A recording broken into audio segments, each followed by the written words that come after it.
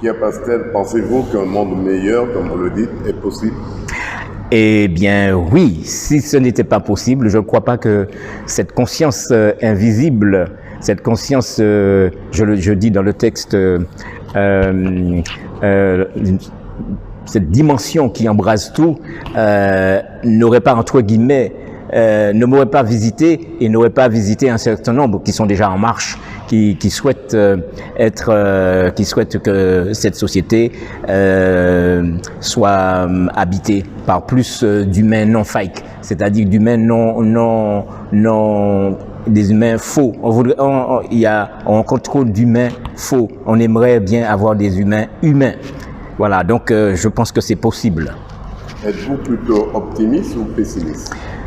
Oui, pessimiste parce que à travers le monde, j'ai vu aussi tellement de pépites, tellement de personnes en marche qui reviennent, par exemple, à la tradition ou qui cherchent en elles des potentiels parfois insoupçonnés et qui les mettent en œuvre pour permettre aux gens de se relever, de se ressourcer. C'est extraordinaire ce que j'ai pu observer sur le plan de l'agriculture, par exemple, sur le plan familial, sur le plan spirituel, mais sur le plan culturel, à tous les niveaux, on voit des gens qui inventent pour ne pas laisser mourir l'humain qui est en elle. C'est tout, voilà. C'est vrai que dans votre livre, je veux parler à un humain, vous parlez de la bienveillance, mais également des relations humaines. Quelle place accordez-vous à l'amour avec un grand A? Oui. L'homme, l'humain est pareil partout. L'humain est à la recherche de paix, je dis bien de paix intérieure, l'humain. Mais aussi, il faut pas oublier que l'humain, tout humain, quel que soit l'endroit où il se trouve sur la planète, est fabriqué d'eau, d'os, mais aussi, c'est aussi un paquet de projets, un paquet d'intentions, un paquet de désirs, mais aussi, chacun est à la recherche du bonheur, à la recherche du bien-être. Et ce bien-être qui est recherché, nous souhaitons le vivre ensemble, pas seul, parce que ce serait malheureux. C'est pour cette raison que l'amour est essentiel pour relever ce monde. Beaucoup pensent que la première des attitudes ou de postures qu'il faut avoir, ce serait la guerre. Eh bien non, nous sommes tous en quête de paix et d'amour. Quelles sont les spécificités de votre livre? Spécificités? Alors, ce livre est autant sociologique, psychosociologique, c'est aussi, il y a une approche psychologique et psychiatrique de la chose, mais aussi spirituelle. Donc, c'est un package qui résume en fait les 40 ans d'observation de mes observations sur la planète, sur les différents points que j'ai soulevés sur le plan sociologique, psychologique, coaching, addictologue, puisque je suis un addictologue aussi.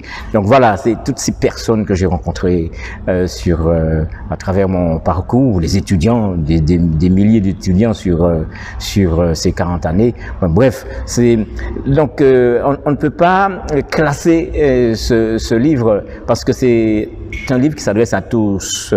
Le texte s'adresse à tous, sans exception, et quel que soit le niveau.